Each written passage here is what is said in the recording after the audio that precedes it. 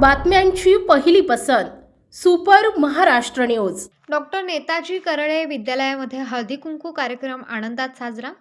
राजमाता जिजाऊ बहुउद्देशीय सामाजिक संस्था संचलित नालगाव या संस्थेमध्ये दिनांक 26 जानेवारी रोजी हळदी कुंकू कार्यक्रम उत्साहात साजरा करण्यात आलाय।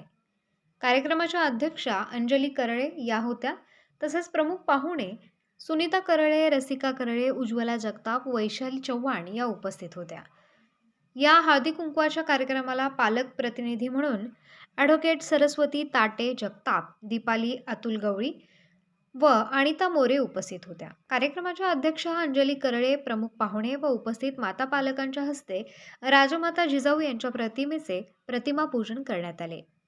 हळदी कुंकू कार्यक्रम म्हणजे एक रम्य पहाट, महिलांनी गजबजलेली वादळवाट, सोनेरी क्षणांची एक आठवण, अनुभवांची गोड साठवण, महिलांच्या किलबिलाटाने वाहणारी सरिता, अतूट शब्दांनी गुंफलेली कविता, जाणीवेच्या पलीकडे जगावेगळं गाव, यालाच तर आहे हळदी कुंकू कार्यक्रम हे नाव।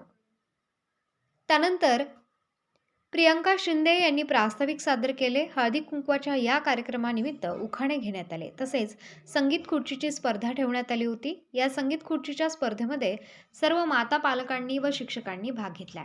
या स्पर्धेमध्ये अंजली करळे यांनी प्रथम क्रमांक मिळवला, तसेच उज्ज्वला शिंदे यांनी द्वितीय क्रमांक मिळवला, तर नम्रता जगताप यांनी तृतीय क्रमांक मिळवलाय। या तीनही स्पर्धकांना बक्षीस देण्यात आले। विद्यालयातील शिक्षकांनी सर्व माता पालकांना हळदी कुंकू, तिळगुळ आणि भेटवस्तू देऊन त्यांचा सन्मान करण्यात आला। हळदी कुंकू या कार्यक्रमाचे सूत्रसंचालन आनंदी बोधले यांनी केले। हळदी कुंकू या कार्यक्रमाचे आभार प्रदर्शन सोनाली पाटील यांनी केले।